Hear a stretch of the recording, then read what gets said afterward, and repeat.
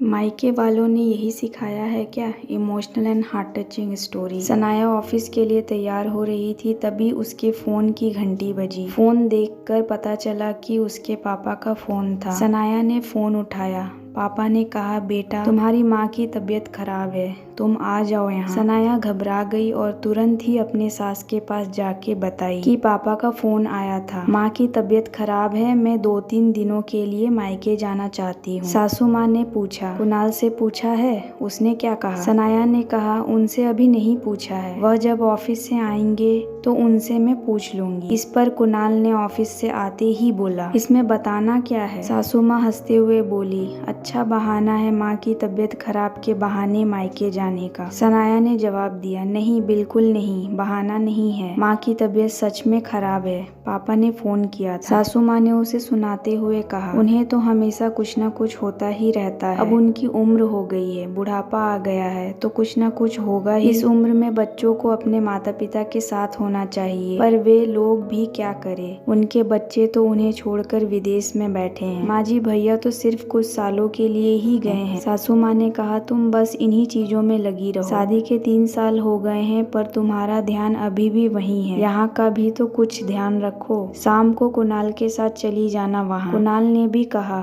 हाँ यह ठीक है, शाम को हम चलेंगे। सनाया ने चिंता में कहा, लेकिन पापा कुछ घबराए हुए लग रहे थे, मैं अभी जाना चाहती हूँ, ऐसे भी तो हो सकता है कुछ इमरजेंसी हो, माँ को अस्पताल ले जाना हो। कुणाल ने पूछा, और तुम्हारा ऑफिस? सनाया ने कहा, मैं 2-3 दिनों के लिए छुट्टी ले लूंगी, फिर आगे देखूंगी, जरूरत पड़ी तो और छुट्टी ले लूंगी। तभी तुरंत सास ने कहा, लेकिन यहाँ का क्या, मेरे घुटनों में दर्द रहता है और मेरी तबीयत भी तो खराब रहती है। सनाया ने कहा, आपको परेशान होने की कोई जरूरत नहीं है माँ जी, काम वाली और खाना बनाने वाली दोनों अभी आती होंगी, मैं उन्हें अच्छे से समझा दूंगी, आपको कोई परेशानी नहीं होगी, वे सब कुछ अच्छे से संभाल लेंगी, आप चिंता ना करें। सासू माँ ने कहा, वो सब तो ठीक है, पर वहाँ रहने की कोई जरूरत नहीं है, सिर्फ देखकर आ जाना, रुकना मत वहाँ। सनाया ने कहा, अभी तो मैंने वहाँ जाकर तबीयत देखी भी नहीं है, पहले देखूंगी, तबीयत खराब होगी तभी तो रहूंगी, आप इतना परेशान क्यों हो रही हो? सनाया ने गुस्से में कहा, एक तो मैं परेशान हूँ माँ की तबीयत को लेकर और यहाँ जाने को लेकर अभी तक बात चल रही है। कुणाल ने कहा, यह कौन सा तरीका है माँ से बात करने का? सासू माँ ताना मारते हुए कहने लगी, अरे इसे मत कुछ बोलो, इसे अभी कुछ समझ में नहीं आएगा, इसे अपने मायके वालों के सामने कुछ नहीं दिखता। सनाया ने कहा, माँ जी आप भी तो एक माँ हैं, अगर आपको कुछ होता है तो क्या हम आपको छोड़ देंगे?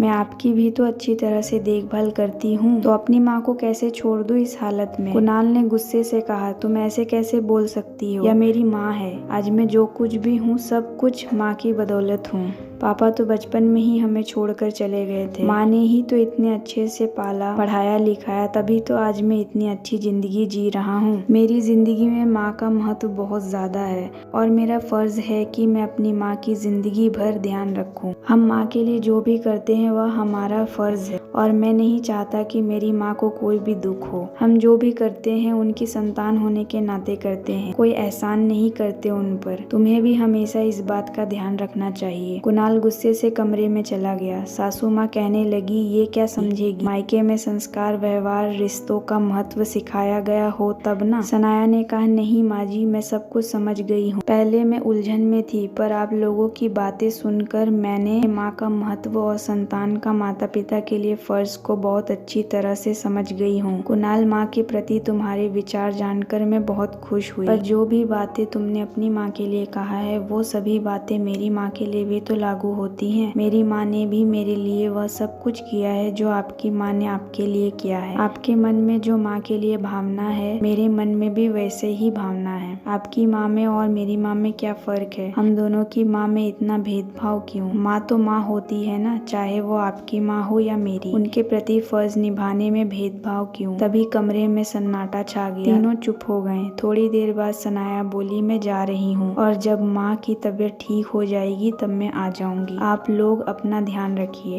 कहते हुए वह कमरे से बाहर निकल गई। कुणाल ने माँ की तरफ देखते हुए कहते हैं, रुको सनाया, मैं भी तुम्हारे साथ चलता हूँ। सासू माँ ने भी सिर हिलाकर हामी भरी। कुणाल ने सनाया से माफी मांगते हुए कहा, मैं भूल गया था, मुझे माफ कर दो। सनाया ने मुस्कुराते हुए कहा, कुणाल माँ तो माँ होती है, इसमें मेरी या तुम्हारी क्या। कुणाल ने कहा, हाँ तुमने सही कहा, चलो अब जल्दी चलते हैं वरना फिर पापा का फोन आ जाएगा। सनाया को खुशी हुई और दोनों चले गए। आशा करती हूँ यह वीडियो आपको पसंद आया होगा। इस वीडियो पर आपकी क्या राय है हमें कमेंट कर जरूर बताएं। वीडियो पसंद आया हो तो लाइक और शेयर करना बिल्कुल ना भूले। चैनल पर नए हो तो चैनल को सब्सक्राइब जरूर कीजिए। वीडियो देखने के लिए, कहानी सुनने के लिए आपका बहुत बहुत धन्यवाद।